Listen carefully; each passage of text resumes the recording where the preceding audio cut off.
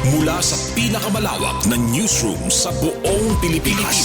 Ito ang Radyo Pilipinas News Update.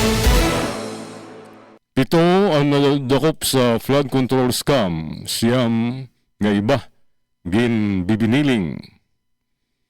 Again report ni Pangulo Ferdinand R. Marcos Jr. nga kaputnasan gobyerno ang 7 katao nga nadadabi sa maanumalya daw nga flood control project sa nasod. Sa usang nga video message, yan ang adlaw Nobyembre 24, siring sang presidente nga may duwa pa nga nakaandam mag-surrender, samtang 7 nga iba pa. Ungay, sanay Congressman Saldico, ang ginbibiniling pa. Sa mga nahisasalin, mag-surrender na kam.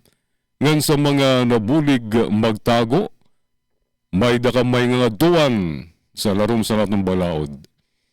Mao ini ang paymatnon ni Presidente Marcos Jr. Sa iba pang balita,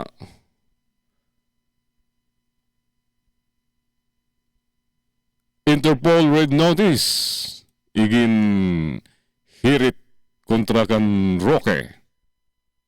Naisumiter na sa International Criminal Police Organization, Interpol, ang request para mag-issue sa red notice kontra kanaray Presidential Spokesperson Harry Roque. Kasumbay sa kaso nga qualified human trafficking. Sigun kang Presidential Anti-Organized Crime Commission, spokesman Winston Casio. Naglalaom si Casio nga malaksi na madakop si Roque oras nga magawas ang red notice nga mag-serve international warrant of arrest. Ungay si Roque nga ginisyuan sa warrant of arrest sa Pampanga RTC sa tunga Mayo labot kan Cassandra Ong ngan 48 nga iba pa nga ginkasuan sa qualified human trafficking kasumbay sa operasyon sa Pogo Scam Hub nga Lucky South 99 sa Porac, Pampanga.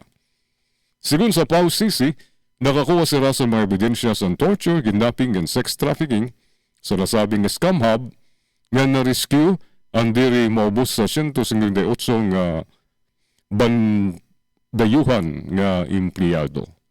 Amin to ato news update, Gina Vilon, Iyutag Notisya. Mula sa pinakamalawak na newsroom sa buong